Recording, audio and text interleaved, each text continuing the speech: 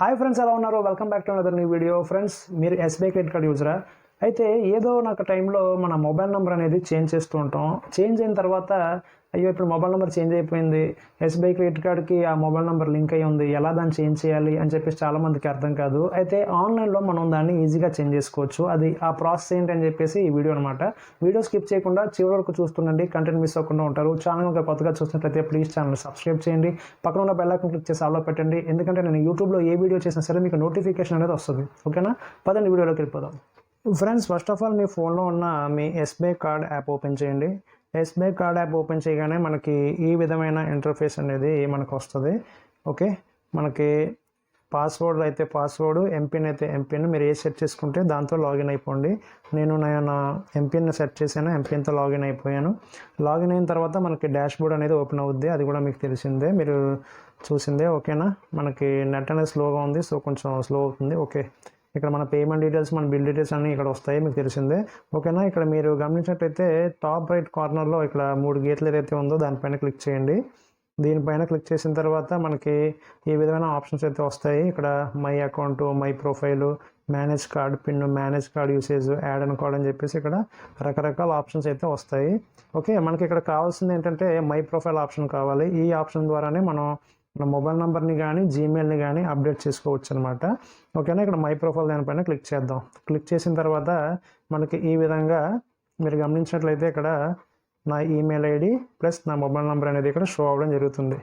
ఒకవేళ మీరు మీ mobile number loss అయినట్లయితే లేదా మొబైల్ నెంబర్ చేంజ్ అయినట్లయితే ఇక్కడికి వచ్చి మన మొబైల్ నెంబర్ని అప్డేట్ చేసుకోవాలన్నమాట.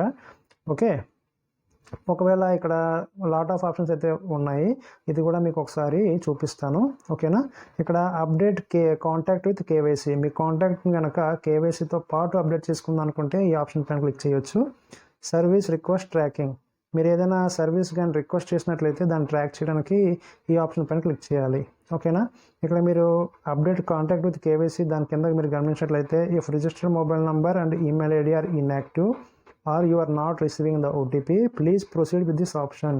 మీకు గనక ఓటీపీ కానీ మీకు గనక కంపెనీ ఎస్బీఐ కార్డ్ కంపెనీ ద్వారా మీకు ఓటీపీ కానీ మీ మొబైల్ నెంబర్కి కానీ మీ ఈమెయిల్ ఐడి కానీ రాకపోయినట్లయితే మీరు ఈ యొక్క update contact with KYC option పైన క్లిక్ చేసి మీరు ఆ యొక్క ఆప్షన్ని ఎంచుకోవచ్చు అని చెప్పేసి ఇక్కడ చెప్తుంది అనమాట. అయితే మనం ఈ view or edit contact details అనే దానిపైన మనం క్లిక్ చేయాలి.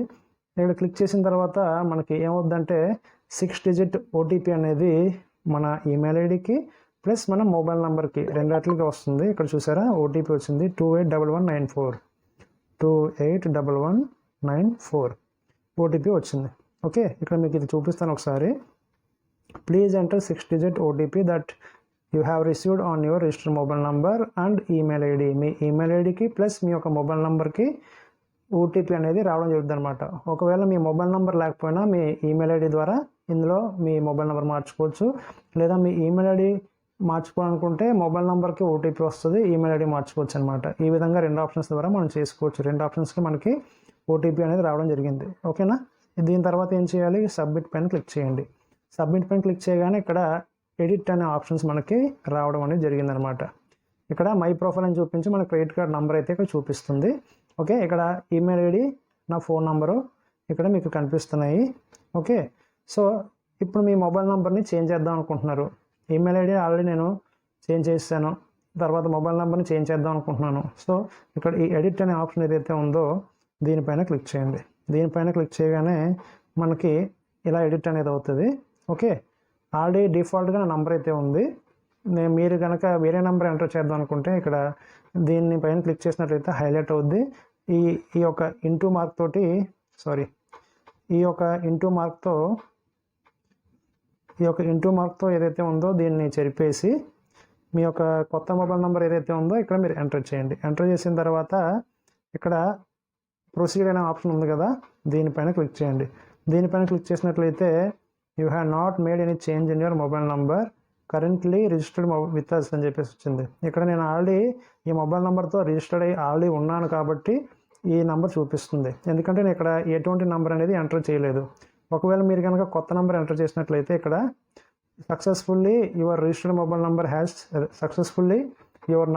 చేంజ్డ్ అని చెప్పేసి ఇక్కడ ఆప్షన్ అనేది రావడం జరుగుతుంది అనమాట. ఓకే, ఆప్షన్ రావడం జరుగుతుంది. ఆ తర్వాత మనం క్యాన్సిల్ అని బ్యాక్ వెళ్ళిపోవచ్చు.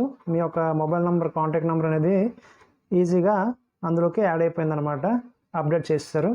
సో ఈ విధంగా మీ యొక్క మొబైల్ నెంబర్ని ఎస్బీఐ కార్డ్ యాప్ ఉపయోగించుకొని ఆన్లైన్లో అప్డేట్ చేసుకోవచ్చు. ఇది ఫ్రెండ్స్ ఇవాళ వీడియో కనుక మీకు నచ్చినట్లయితే ప్లీజ్ లైక్ చేయండి, షేర్ చేయండి, ఛానల్ని సబ్స్క్రైబ్ చేసి ఇలాగే సపోర్ట్ చేస్తూ ఉండండి. Thank you for watching.